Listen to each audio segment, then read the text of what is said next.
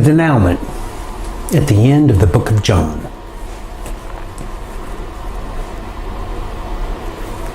Today we're going to deal with the denouement in the book of John. So before we get started, what I need you to do, stop the video, read John chapter 21, verse 15 through 20, and read it 3 times. Okay, did you read it 3 times? You got that done? I had a family member once send me an email and then a text message. I just sent you an email. Straighten you out. Read it 3 times. I sent back the message. Walk north till your hat floats. Which is something you should never do.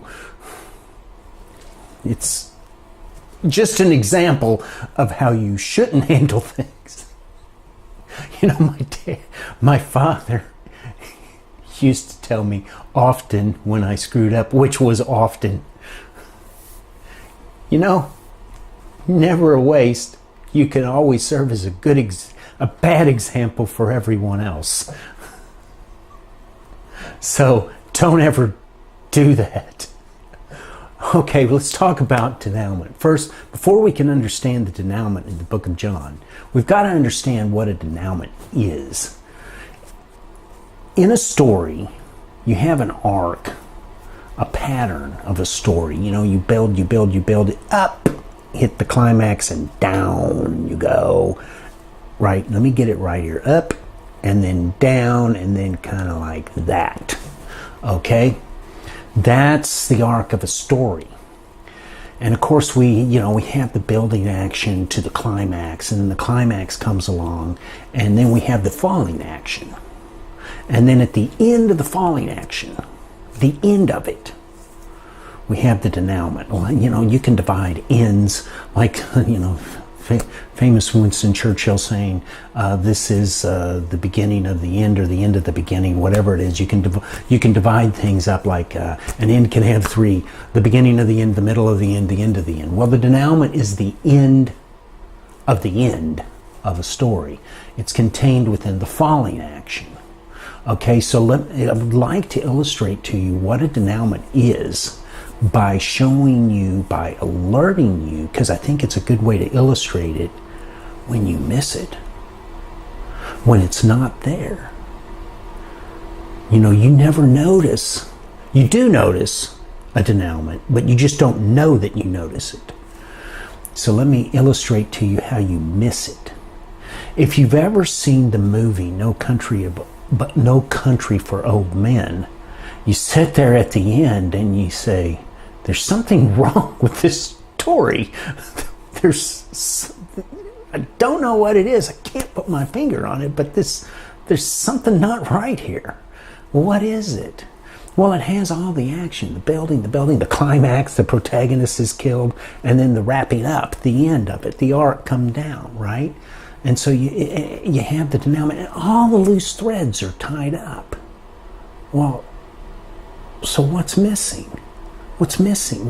What's wrong with this? There's something wrong with this story, but what is it? Well, denouement isn't a tying up of loose threads.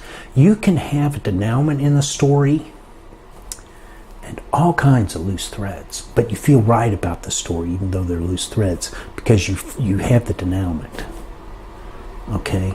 But in No Country for Old Men, the reason it doesn't feel right is because there's no denouement. A denouement is like a theme, a revelation of the theme, or a revelation of the meaning of the story. Why did the writer write this? Why did the screenwriter write it? Why did the novel writer write this story? You find that in the denouement. What's the meaning here? What's the message? Right? Meaning, message, theme. These are all words that you can use to describe the denouement of a story, but they don't quite capture it, but it's the best we can do. Look at the meaning, the theme, right? So what is in the denouement in the Gospel of John? Well, what we find here is the first thing Jesus does is a clue to us that this is important, right? And what's that he does? He addresses Peter, not as Peter, but as Simon, son of Jonah. The first act, the very first thing that Jesus does in the book of John, in the first chapter, the first thing he does is he renames Peter. Peter is known as Simon, son of Jonah, and he changes his name. It's the first thing Jesus does in the book of John. And so now we see here in the denouement that the last act he takes, the last act of Jesus in the book of John, is to not use that name. Doesn't call him Peter.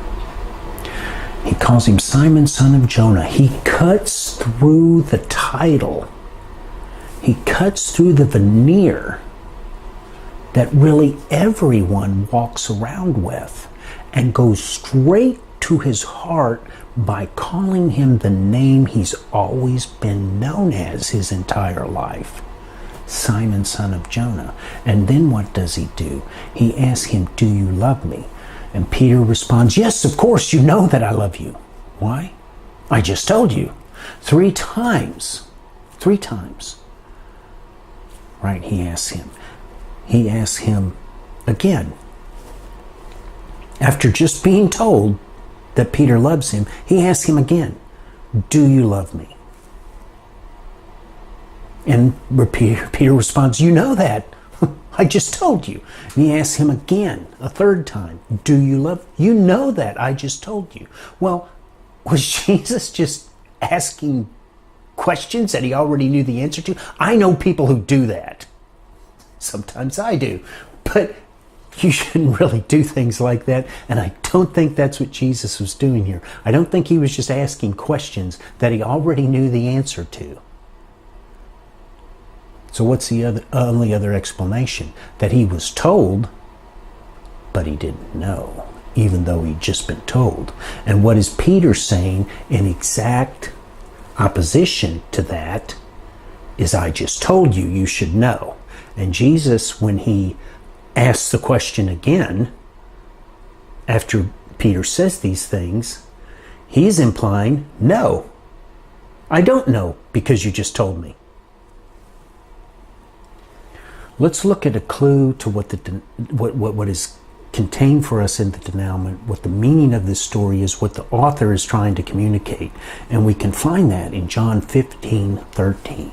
In John 15:13, Jesus says, no greater love has any man than this, but that he would lay down his life for his friends. He doesn't say no greater love has any man than this, that he writes a beautiful poem or sings a song or sends a text message that says I love you, or he doesn't even say no greater love has any man than this, but that he would tell you I love you every day. He says no greater love has any man than this, but that he would lay down his life for his friends. He recites an action and then immediately embarks on that action to act, to show his love by laying down his life for his friends. And that is the meaning contained within the Gospel of John. That's its theme. That's its message. You act to convey love. So when Peter says, of course you know I love you, and Jesus responds, feed my sheep, the message he is sending is act.